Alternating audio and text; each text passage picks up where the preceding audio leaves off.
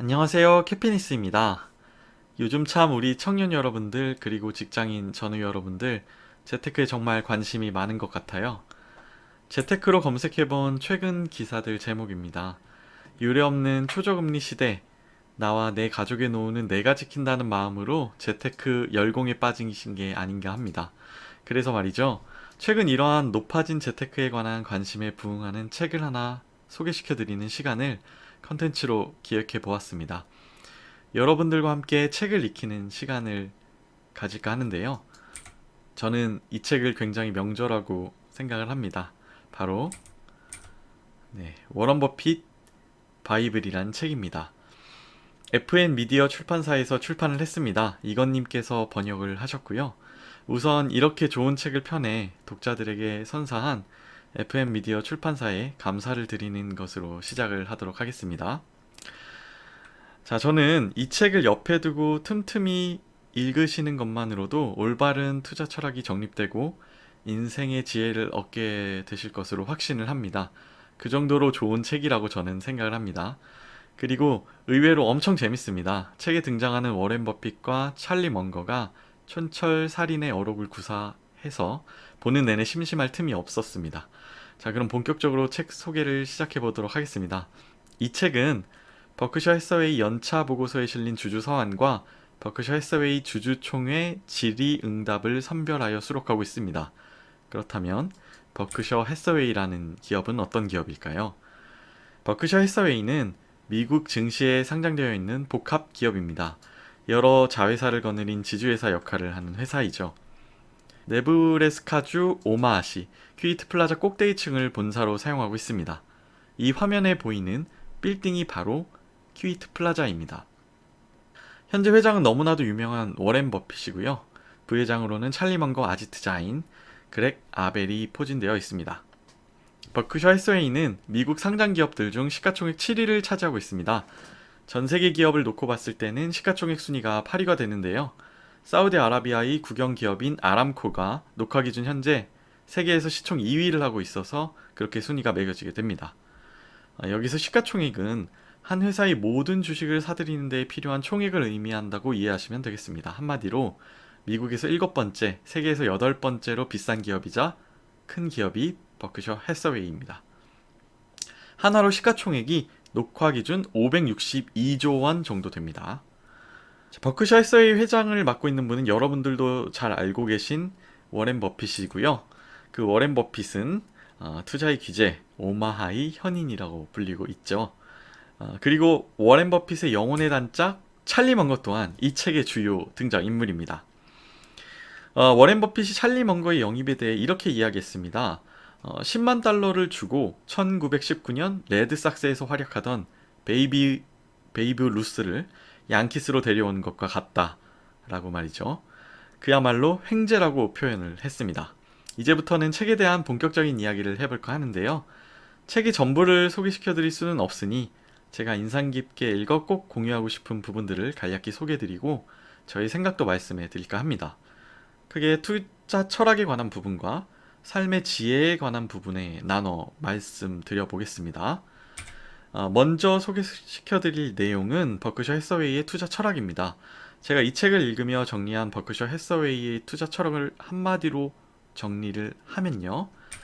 안전한 가치 투자를 지향하면서 언제 어떤 상황에 직면해도 흔들리지 않고 투자를 이어나갈 모든 사전 준비를 하는 것입니다.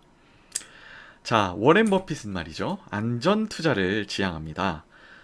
그는 수익을 조금 더 높이려고 신용 기준을 완화하거나 만기를 늘리는 일은 절대 없다고 단언합니다. 그러면서 수익을 위해 기준을 완화하는 행위는 가끔 유효기간이 지난 치즈를 먹는 것과 같다라는 비유를 하죠. 아주 적절한 비유라고 생각을 합니다. 또한 그동안 수없이 많은 매우 똑똑한 사람들이 어렵게 배운 교훈이 있다고 하며 다음과 같이 말합니다. 장기간 연속해서 인상적인 실적을 올렸더라도 한 번만 제로를 곱하면 모두 제로가 된다. 그리고 버핏이 남긴 유명한 투자 원칙에 관한 이야기가 또 하나 있는데요. 바로 이것이죠. 첫 번째 규칙, 절대로 투자금을 잃지 마라. 두 번째 규칙, 절대로 첫 번째 원칙을 망각하지 마라.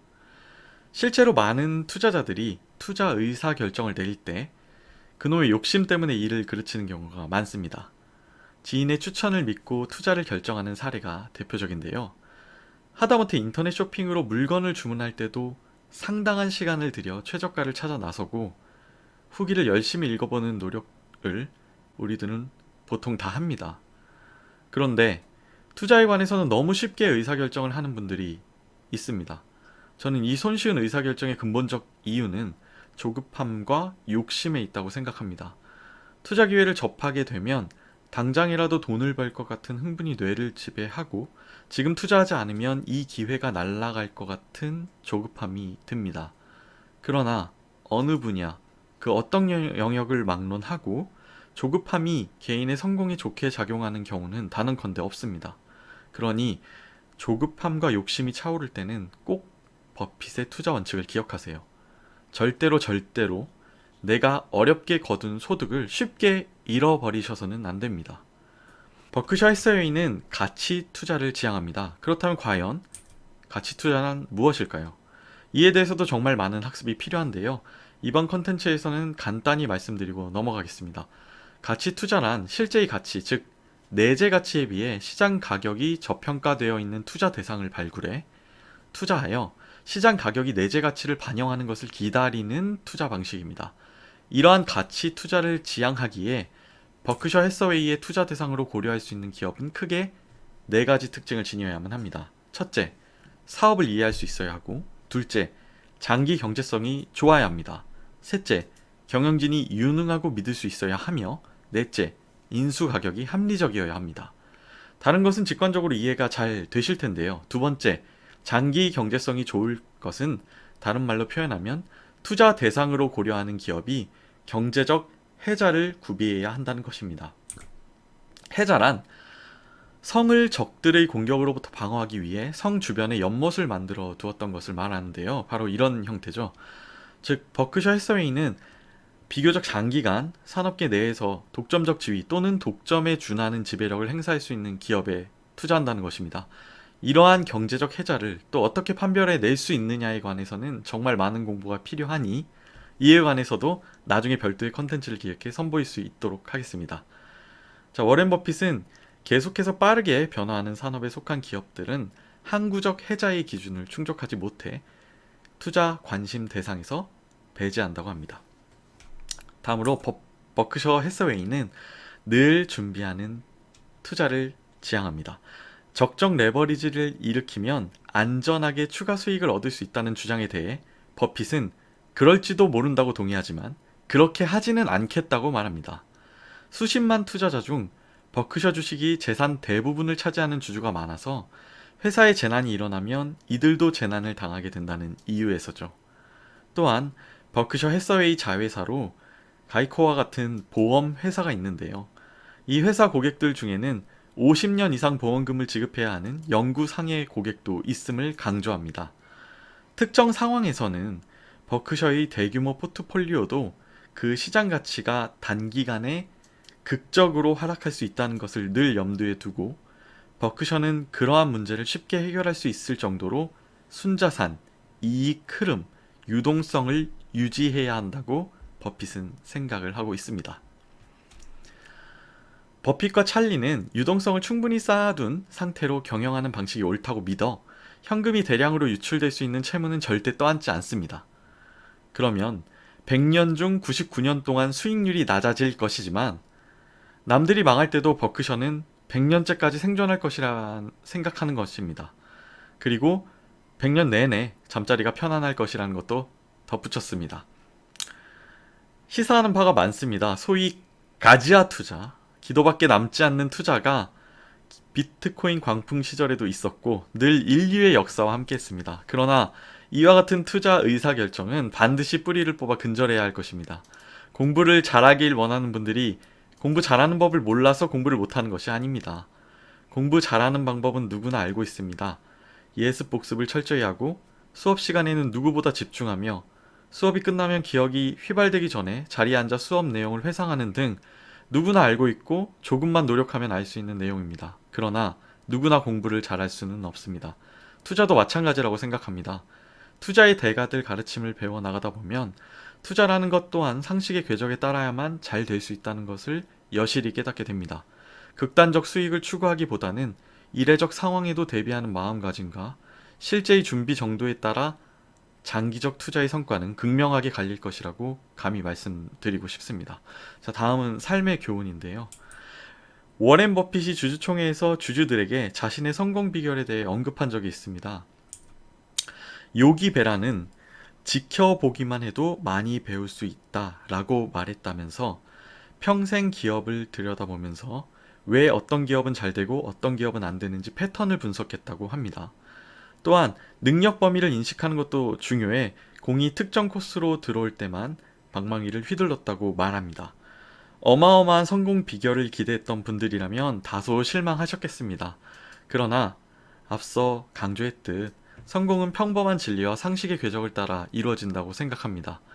워렌 버핏은 공이 스트라이크 존으로 들어와도 자신이 원하는 코스가 아니라면 방망이를 휘두르지 말 것을 제안합니다. 야구와 달리 투자는 내가 확신이 있을 때만 의사결정을 해도 충분하기 때문이죠. 책 전반을 보면 워렌 버핏, 찰리 먼거가 모두 남을 칭찬하는 데 인색하지 않습니다. 그리고 자신들의 잘못은 쿨하게 잘못했다고 인정합니다. 그것도 유머를 곁들여서 말이죠. 그리고 앞으로도 이런 실수는 일어날 것이라고까지 이야기하죠.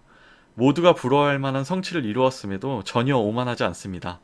역설적으로 그런 겸손함이 성취로 향하는 디딤돌이 되지 않았나 하는 생각마저 듭니다. 정말 다시 한번 꼭 읽어보실 것을 권해드립니다. 제가 소개해드리지 못한 너무 많은 좋은 내용들이 있습니다. 옆에 두고 틈틈이 보시면서 올바른 투자 철학 그리고 삶에 관한 지혜를 얻으셨으면 합니다.